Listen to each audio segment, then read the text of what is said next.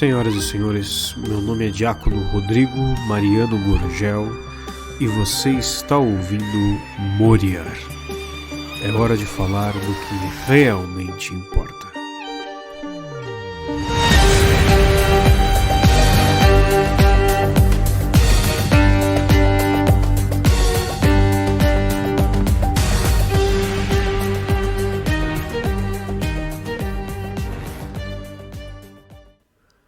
Senhoras e senhores, louvado seja nosso Senhor Jesus Cristo. Como estão? Tudo bem? Por aqui, com a graça de Deus, estamos muito bem mesmo. Na última sexta-feira, que por graça da providência, eu pedi no final do episódio para que vocês rezassem pelo Padre Angelim e pelo Padre Amadeu. Vocês lembram? Então, na sexta-feira de manhã faleceu o Padre Angelim e foi uma bela morte, um longo período de sofrimento, mas cercado de amor, cercado de pessoas que o amavam. Muitas missas rezadas por ele, inclusive imediatamente após termos notícia da morte do Padre Angelim, o Padre Vitor, que é o diretor espiritual dos seminários, estava visitando aqui a casa e rezou uma missa. Eu tive a graça de poder participar. Então é um homem que, assim, a gente nunca pode dizer com certeza que alguém está no céu, mas que, assim, é muito provável mesmo que ele esteja, e praticamente certo que tenha sido salvo. Afinal de contas, Padre Angelim morreu com todos os sacramentos em dia, né? E a unção dos enfermos é uma coisa maravilhosa. É um presente de Deus para nós. Fazendo um teste aqui para ver como é que está o volume. Tá tudo bem. E de resto, tudo certo, né? Eu continuo fazendo os testes para poder começar a soltar para vocês as gravações das Crônicas de Panágia, o nosso RPG solo de fantasia medieval num mundo fictício que vamos descobrir juntos. Que mais? Tudo certo, tudo em ordem, tudo bem.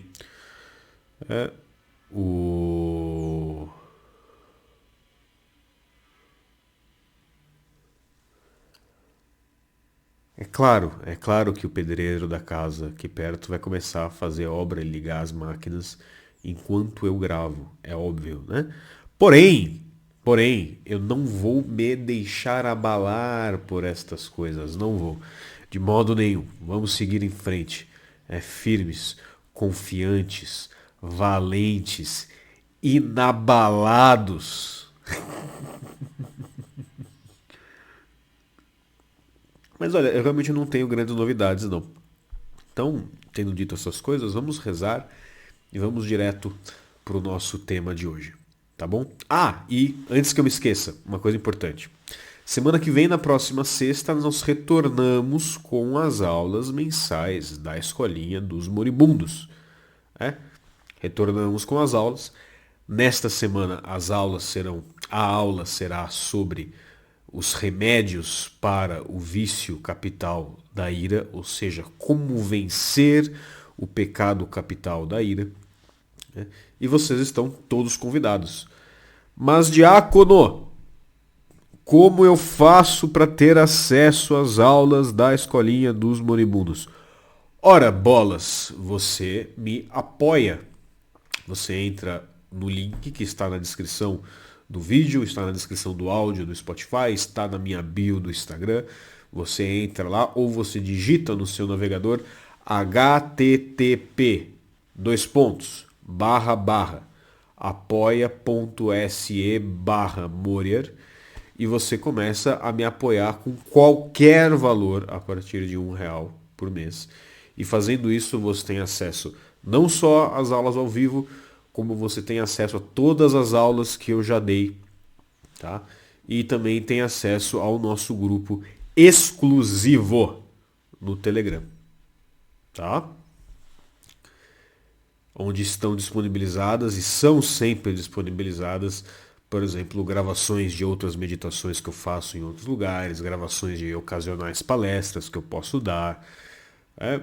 E além de ser uma comunidade no qual você pode tirar dúvidas, conversar com as pessoas, etc, etc. Ainda tratando do Apoia-se, apoiando a partir de R$ 50 por mês, você também recebe as nossas Codicili Moriendi, que são as nossas notas sobre morrer, que são cartas físicas enviadas mensalmente para os nossos apoiadores, tá bom? A primeira edição das cartas foi enviada na última sexta, então presumo que já deve estar chegando na casa das pessoas e nós vamos começar a vê-las pululando pelas interwebs agora nos próximos dias. Tá bom? Agora sim, isto dito, vamos em frente. Em nome do Pai, do Filho e do Espírito Santo. Amém. Inspirai, Senhor, as nossas ações e ajudai-nos a realizá-las, para que em vós comece e para vós termine tudo aquilo que fizermos. Por Cristo nosso Senhor. Amém. Santa Maria, esperança nossa, sede da sabedoria, rogai por nós. São Miguel Arcanjo, rogai por nós. São Maximiliano Maria Kolbe, rogai por nós. Em nome do Pai, do Filho e do Espírito Santo. Amém. Pois bem, pois bem, pois bem. Deixa eu tomar mais um golinho do meu café aqui. Ó, minha caneca de São Rafael Arnaiz. Que coisa linda. Inclusive a própria câmera está sobre uma imagem de São Rafael. Isso aqui tá uma zona, eu mostro pra vocês ou não? Eu mostro, vai. Que é sem filtro, aqui é a vida como ela é. Olha só que bonito.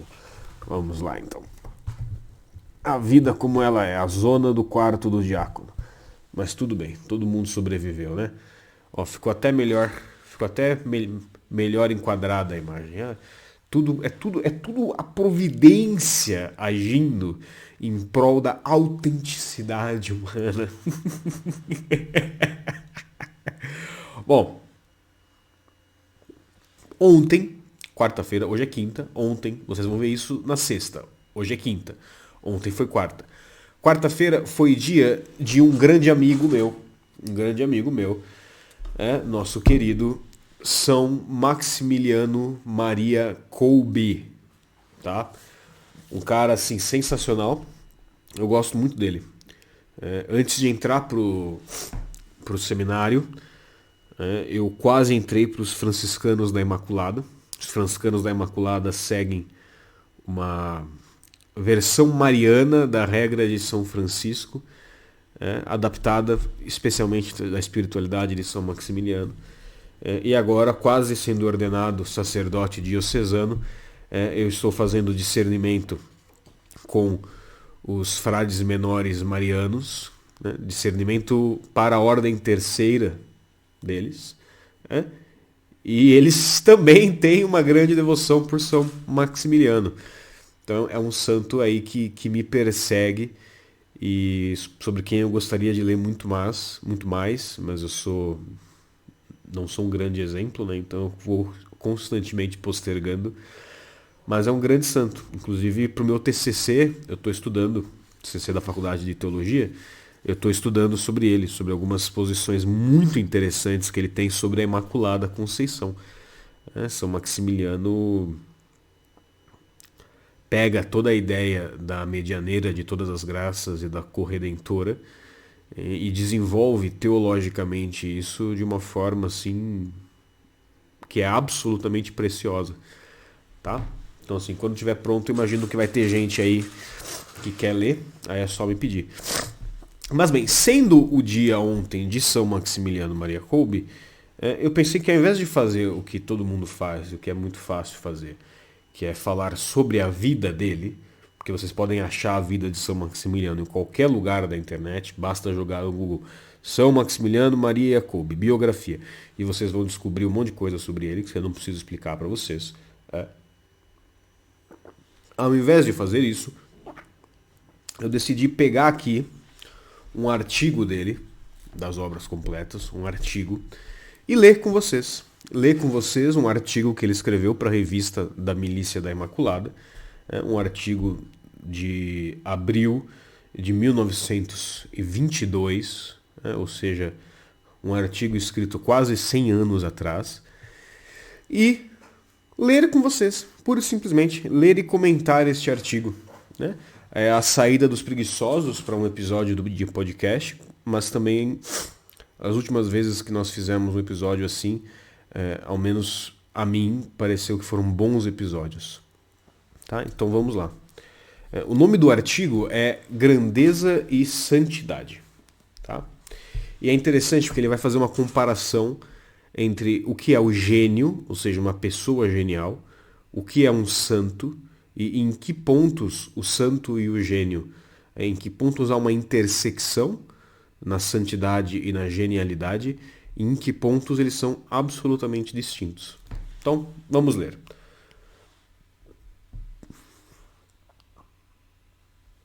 Grandeza e Santidade, abril de 1922. Todo santo é um grande homem, mas nem todo grande homem foi ao mesmo tempo um santo, mesmo que em muitas ocasiões tenha prestado grandes serviços à humanidade. Já começa aí uma distinção muito interessante. Não basta ser uma pessoa boa, entre aspas, por favor, ver o nosso episódio sobre o que é ser bom. Então, não basta ser uma pessoa boa, entre aspas, para ser santo. Não basta fazer grandes coisas, não basta ajudar as pessoas. Então, nem todo grande homem foi ao mesmo tempo um santo, mesmo que em muitas ocasiões tenha prestado grandes serviços à humanidade. Entretanto, existe entre eles, entre o santo e o grande homem, certa semelhança. Deixo de lado agora os personagens famosos pelos bens que acumularam, os que devem sua fama à força física, ou aqueles catalogados como grandes na memória da humanidade, ainda que tenham sido malfeitores ou criminosos, o que abundam. Né? Pensa, por exemplo, num Gandhi da vida.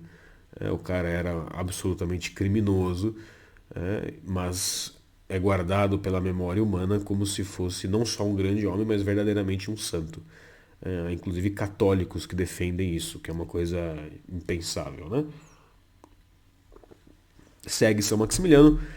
Não falo destes, ainda que às vezes combatam entre si em maquinações delituosas com o objetivo de se tornarem famosos. Chamou a atenção somente sobre os gênios do pensamento humano. Então eu falei, comparar o santo com o gênio. O gênio e o santo têm muitas características em comum. Sobressaem acima do ambiente que os rodeia. Atraem involuntariamente sobre si a atenção dos outros, sendo pessoas fora do comum. Estava conversando com uma filha minha isso esses dias. Ela estava comentando sobre um... Como é que era o nome do santo? Um santo russo. Sérgio, eu acho. Um cara, ele queria ser eremita, mas não conseguiu ser, porque a vida do cara enchia de gente atrás do sujeito, pedindo que ele cuidasse da vida das pessoas. E, por exemplo, São Bernardo, se eu não me engano, era a mesma coisa. Ele queria ficar enfiado no mosteiro dele em paz, mas assim, até Papa vinha se aconselhar com ele, fizeram ele bispo e o diabo. Por quê? Porque bem, né? Quando nós entregamos a nossa vida na mão de Deus, mesmo nós que não somos santos, né, nós perdemos em grande parte a privacidade, né? Perdemos em grande parte o direito à solidão, porque a nossa vida não é mais para nós, a nossa vida é para Deus. E uma vida entregue para Deus é uma vida entregue a serviço do seu povo. Então, ainda que seja necessário o recolhimento e ainda que seja necessário o silêncio para que se possa cuidar das coisas de Deus, e que pessoas diferentes, né, almas diferentes, precisem de mais silêncio ou menos silêncio, mais solidão e menos solidão, Deus nos chama, Deus exige que a alma consagrada a Ele deixe o conforto e a segurança de sua solidão para se entregar ao serviço dele. E às vezes não. Né? Há grandes santos que foram eremitas e que passaram a vida inteira enfiados em buracos, e bendito seja Deus. Mas é muito comum que aquele que ama o silêncio seja levado em meio à balbúrdia, para que nela ame a Deus. Coisas, mistérios de nosso Senhor Jesus Cristo. Esses são os segredos de Deus. Por quê? Não sei.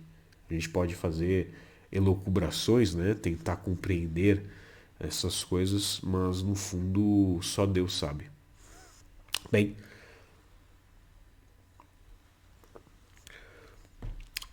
o gênio e o santo têm muitas características em comum, sobressaem acima do ambiente que os rodeia, atraem involuntariamente sobre si a atenção dos outros, sendo pessoas fora do comum.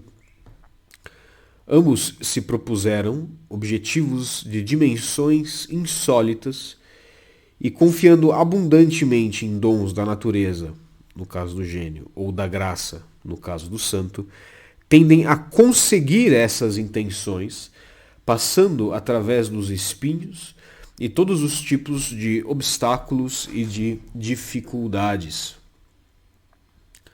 Seu caminho se torna difícil não só por causa de pessoas invejosas, que ninguém escute isso e fique, ai, porque as pessoas têm tanta inveja de mim. Não, não tem. Você é um vaidosinho, tá? Ninguém tem inveja de você. Pelo amor de Deus.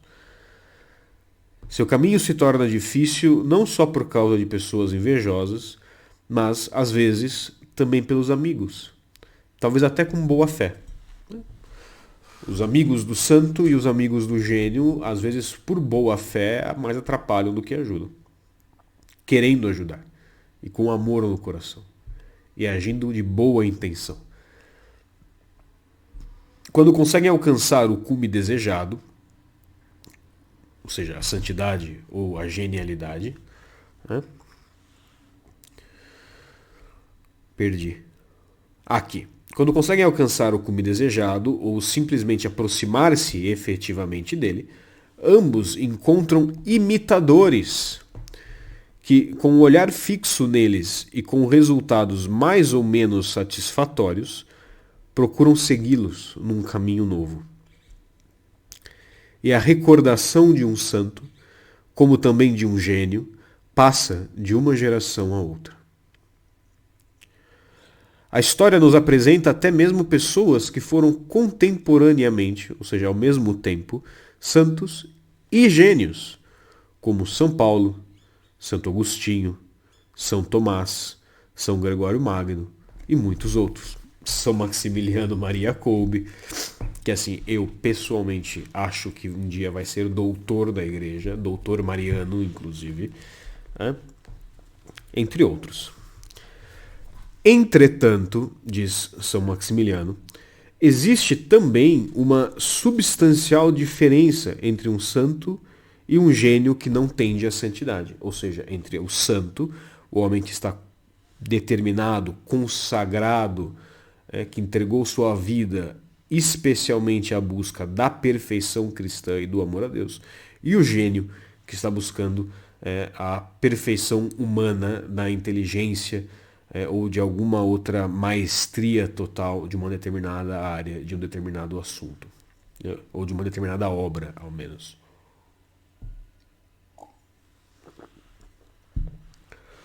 Existe uma diferença substancial entre um santo e um gênio que não tende à santidade. O sonho deste último, do gênio, é a glória. Por ela, pela aprovação dos homens, ele aperfeiçoa o talento, sacrifica o tempo, explora as próprias capacidades e às vezes suporta sacrifícios muito grandes. Aperfeiçoando-se numa única direção, descuida frequentemente de aspectos importantíssimos. Claro, aqui ele está se referindo à própria alma do gênio, né? descuida muitas vezes de aspectos importantíssimos e, assim, destrói em si mesmo o equilíbrio e a harmonia, e às vezes prejudica também os outros com a própria desordem. Há casos aí que abundam. Eu de cabeça agora. Não. Pensa, por exemplo, num Nietzsche da vida. Nietzsche escreveu coisas geniais. Mas fez um mal danado. Ser um gênio. Claro, o sentido pleno de genialidade presume aí uma união da alma com a verdade plena, que é o próprio Deus, e nesse sentido está indissociável da bondade. É indissociável da bondade e é indissociável da própria santidade, claro. Tá? Mas isso é um sentido pleno. Mas se a gente vai entender no sentido que São Maximiliano Kolbe está dando aqui ao gênio, ou seja, como uma perfeição humana do intelecto que pode ser desassociada, pelo menos até certo ponto, da busca pela perfeição.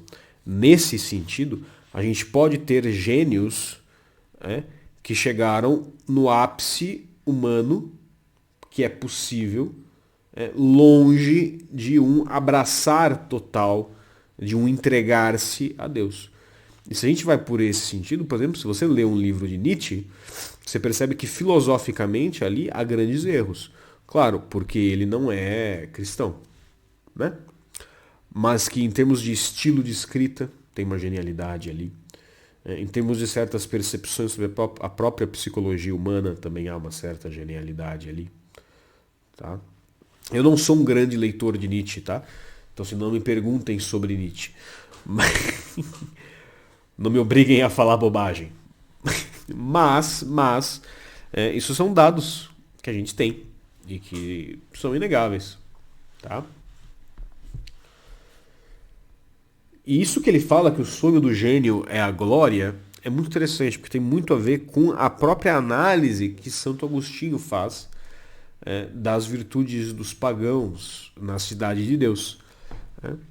Que ele diz que uma coisa é você fazer obras boas por Deus, que aí sim elas podem ser obras de virtude, e outra coisa é você fazer obras boas buscando a glória. E a glória do mundo é vã. Então é a vanglória. É a glória que passa como pó. A glória que é feita de pó.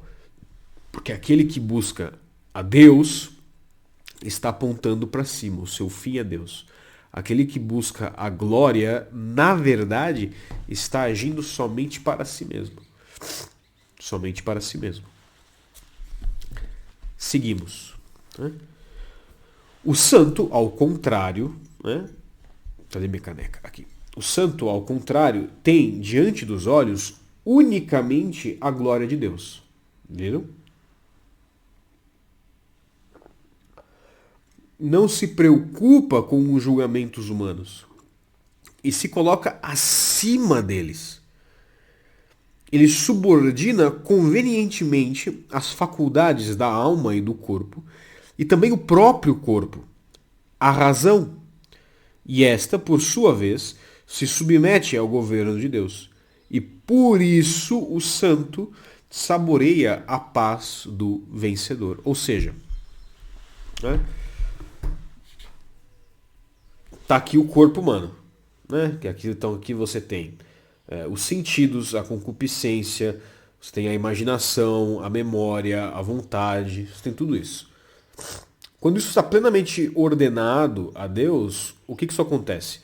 Isso está submetido no santo à razão, ou seja, ele vai ser racional, tá? A razão controla, claro. Isso só é possível porque Deus lhe dá a graça, ele corresponde à graça e a graça permite que ele age assim. Mas a razão controla todas as outras faculdades.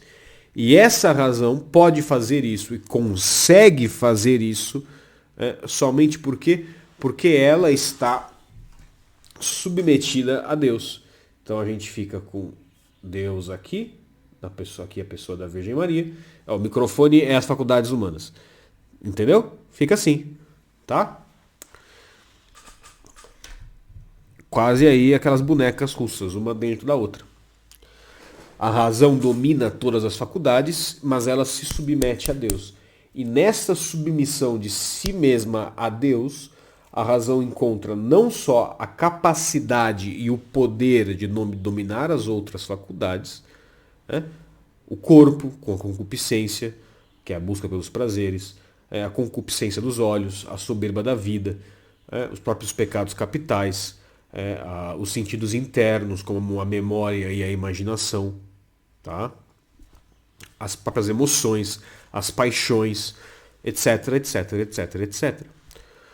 Por isso que na nossa busca pela santidade é importante que a nossa razão, orientada para Deus, esteja constantemente avaliando os nossos sentimentos e dizendo o que é verdade e o que não é. O que faz sentido dentro de uma ótica cristã e o que não faz. Nós temos que vencer este hábito estúpido e difícil de ser vencido, do que de partir do princípio que as nossas impressões sobre o mundo que as nossas opiniões sobre o mundo e especialmente as nossas impressões sobre nós mesmos e sobre as outras pessoas estão certas. A gente tem que fazer o contrário. A gente tem que viver a nossa vida partindo do princípio de que nós estamos errados nas nossas impressões iniciais. Tá? Errados. Lembrem-se que juízo temerário não é só julgar sem ter as informações adequadas, mas julgar sem ter a obrigação de julgar. Tá? Isso se refere às coisas dos outros. Agora, com relação a mim, lembre-se o quê? Lembre-se que as paixões, ou em outras palavras, as nossas emoções, os nossos sentidos, o que eles fazem? Eles nublam a nossa razão. Eles fazem com que a nossa razão não funcione direito. Então, eu não tenho condições de me julgar bem. Depois de grande esforço, de grande trabalho, eu consigo separar em mim o que é fato, o que é emoção, e processar isso, fazendo força na manivela com a minha razão. Agora, jamais eu posso partir do princípio que só porque eu sinto uma coisa, ou porque eu sinto algo muito forte, isso é verdade. Não, isso é estúpido. É o cúmulo da estupidez. E é o contrário tanto da genialidade quanto da santidade. Então nós temos que ter esse esforço contínuo de subjugar a tudo que há em nós por meio da razão. Tá? E é claro, partir do princípio que estamos errados, especialmente porque eu sei que a minha natureza humana, ela clama, grita e brada forte em mim. Se eu for me deixar levar por instintos e por vontades, eu agirei conforme a minha natureza humana, e a minha natureza humana, ela tende ao mal. Por quê? Porque ela foi maculada pelo pecado original. Logo, tudo aquilo que eu faço por impulso está errado. Está errado. Se eu seguir os meus impulsos, eu vou acabar no inferno. Se eu seguir os meus instintos, eu vou acabar no inferno. Se eu seguir as minhas emoções, eu vou acabar no inferno. Tá bom? A verdade é essa. É difícil de falar? Não. É difícil de ouvir? É. Lembrem, o ouvido mais perto da minha boca é o meu. Tá?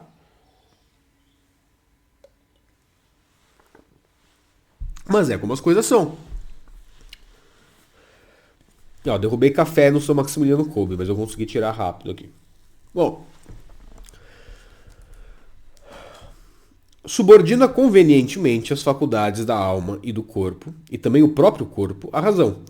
E esta, por sua vez, a razão, se submete ao governo de Deus. Por isso, o santo saboreia a paz. Porque estando submetido ao governo de Deus, ou seja, submetendo a sua vontade racional à vontade de Deus, ou ao menos buscando fazê-lo interna e externamente, ele encontra paz em saber que está fazendo a vontade de Deus, que não muda e que é boa. E ele não precisa ter gosto nisso. Não.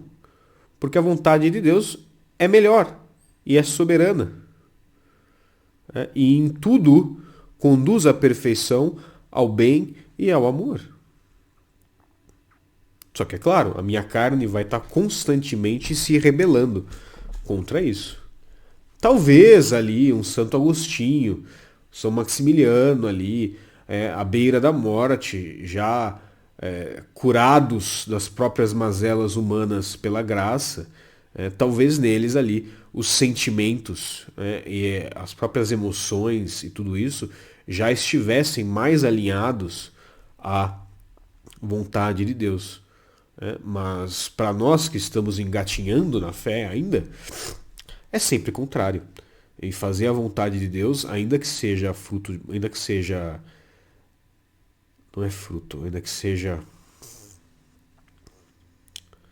Ainda que gere grande paz em nós, quando nós fazemos com consciência de que a estamos fazendo, é sempre uma violência. É uma violência à nossa carne. E por isso que é que nós morremos. É por isso que eu sempre digo. O que nós temos que fazer para ser santos? Amar a Deus e morrer para nós mesmos. E morrer dói.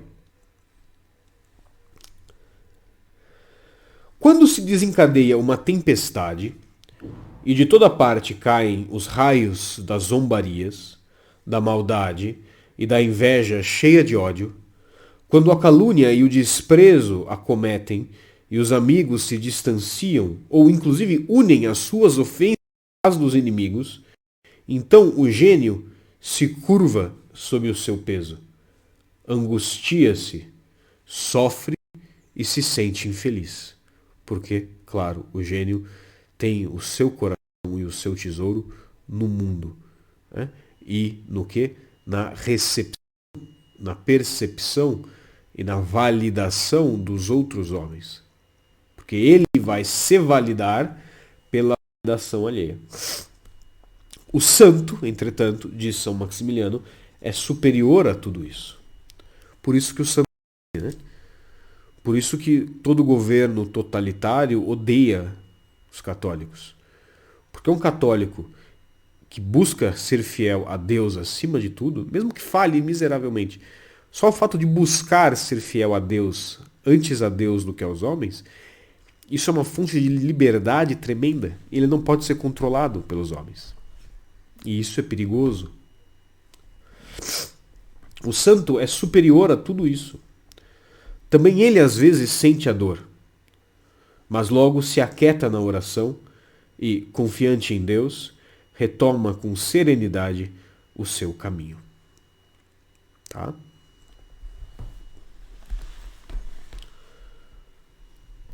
Serenidade é diferente de prazer. Serenidade é diferente de gosto.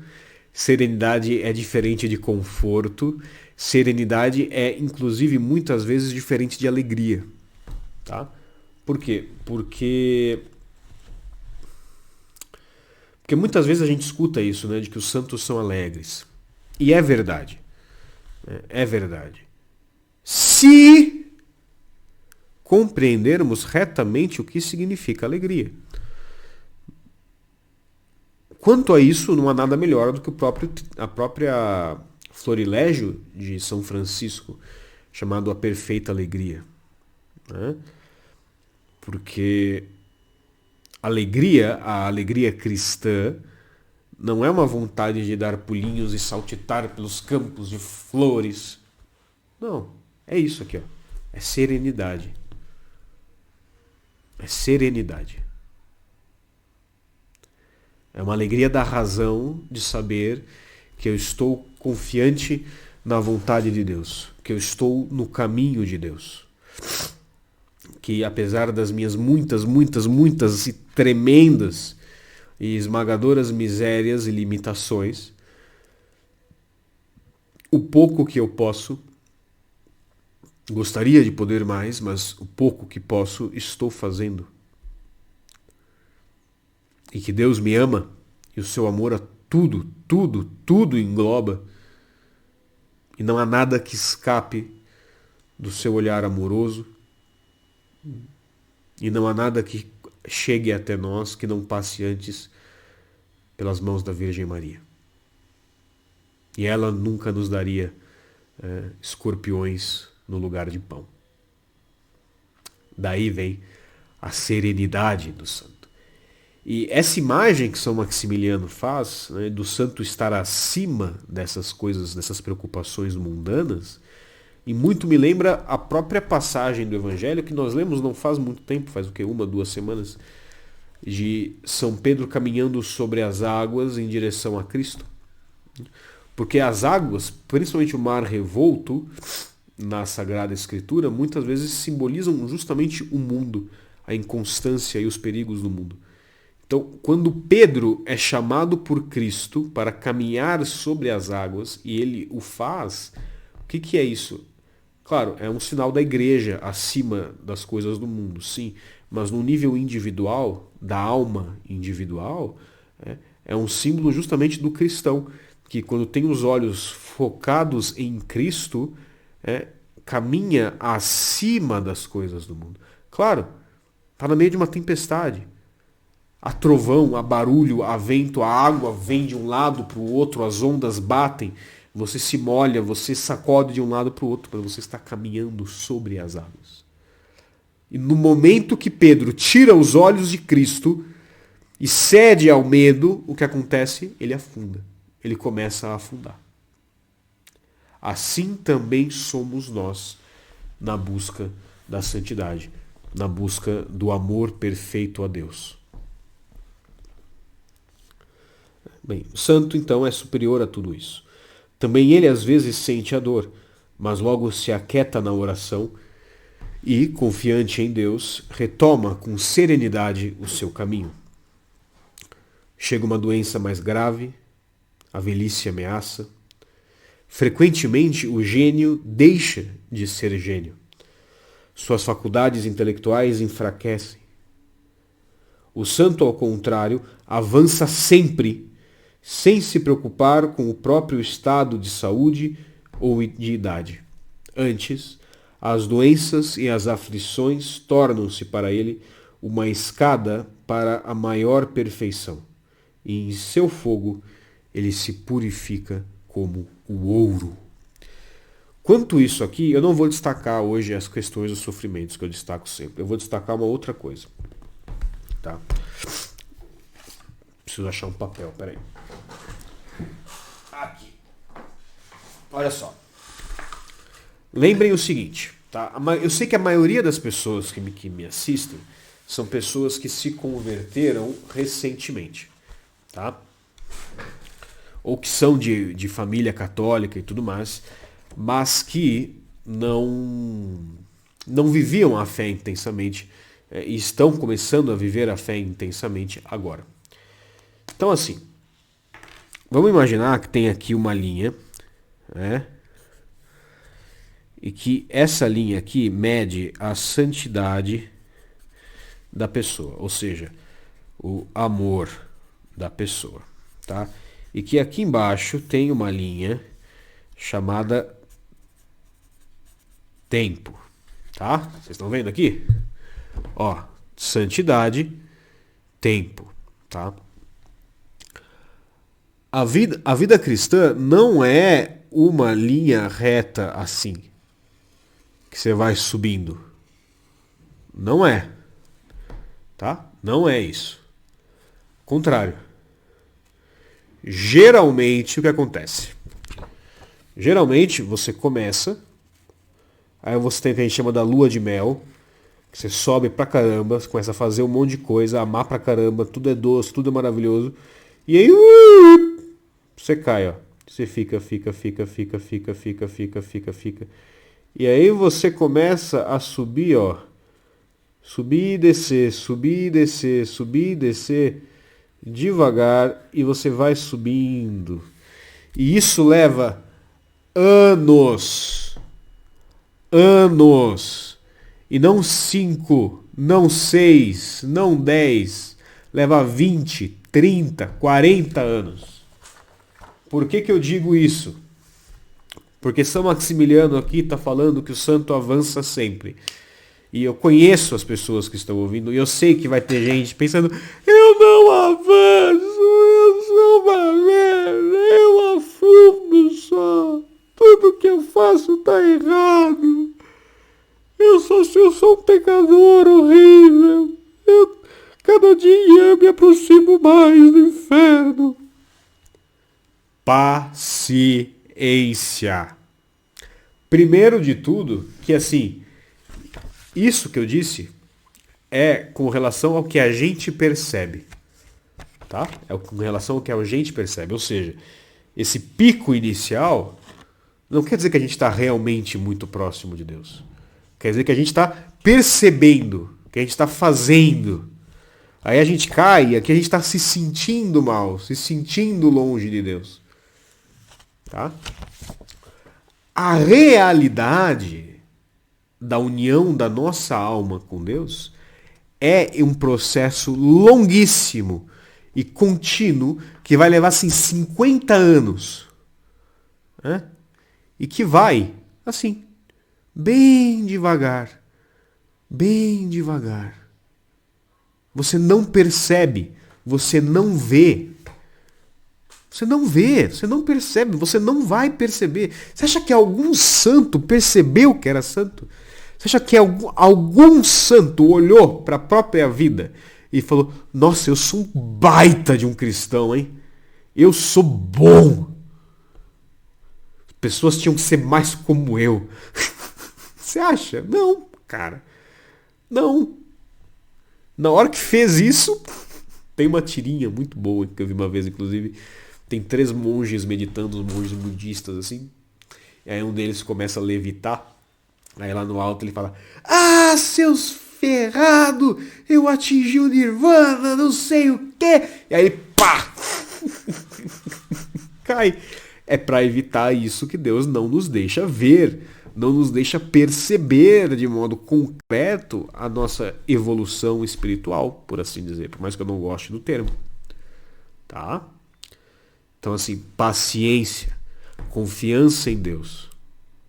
Tá? Confiança em Deus, paciência. Tá? O jogo da vida cristã é não olhar para si e olhar para Deus. E é isso. Não é ficar se chicoteando sobre como eu sou ruim. Não. Não olhar para si, olhar para Deus.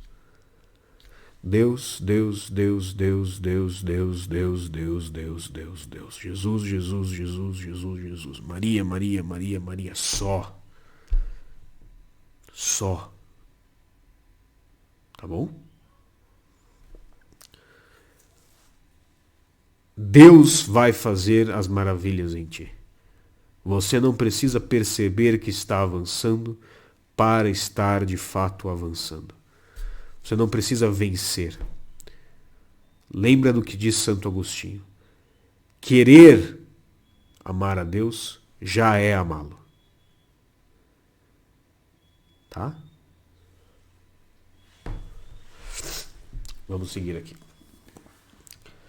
A herança de um gênio beneficia a humanidade, mas muito frequentemente também a prejudica. Napoleão foi um gênio como comandante, mas quantas lágrimas fez derramar, quanto sangue espalhou, e, no fim, deixou enfraquecida a sua própria pátria. Em nossa época, as ferrovias, as tipografias, os telégrafos, os telefones, etc., em lugar de difundir a cultura, converteram-se em difusores de falsidade e de podridão moral.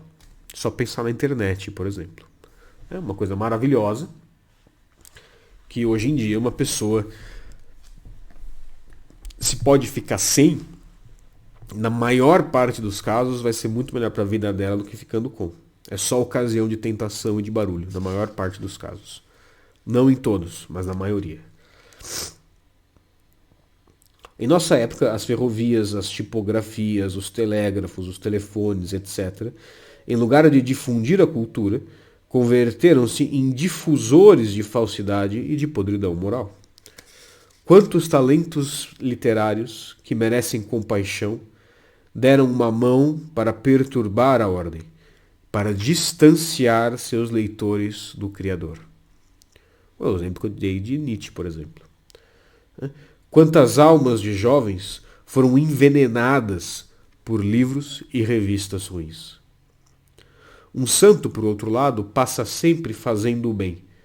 Aí aqui ele diz para conferir Mateus 7, versículo 37. Eu acho que sei que passagem que é, mas vamos ver só por desencargo de consciência. 7:37. 3, 10, 9, 8. É Marcos. Mas não tem versículo 37 no capítulo 7 de Mateus. É aqui. Vamos ver. 7, 36, 37. É o que eu pensava. Tanto mais se admiravam de Jesus, dizendo: tudo tem feito bem. Tá? Então, um santo passa sempre fazendo bem, seguindo o exemplo de Jesus. E em qualquer lugar que vá, ele enxerta a verdade e a felicidade e arrasta com seu exemplo para a bondade incriada, que é o próprio Deus. Nem todas as pessoas podem tornar-se gênios, enquanto que o caminho da santidade está aberto a todos. Mais do que aberto a todos, né? Deus quer a todos na santidade. Deus criou a todos para serem santos. Hoje eu estava passando ali pelo Instagram e eu li uma frase que tem um pouco a ver com isso. Não lembro o autor, mas era algo como: o amor que Deus tem pelo pior pecador supera infinitamente ao amor que o maior santo, no caso o maior santo é a Virgem Maria, ao amor que o maior santo teve por ele. E esse amor é sempre um desejo de união. Então, assim, o desejo que Deus tem de unir-se ao pior dos pecadores é maior que o desejo que a própria Virgem Maria teve de unir-se a Deus. Então, imaginem o quanto Deus nos quer santos. O quanto Deus nos quer com Ele no céu. O quanto Deus quer unir-se a nós desde já. E nós lhe dizemos não todos os dias.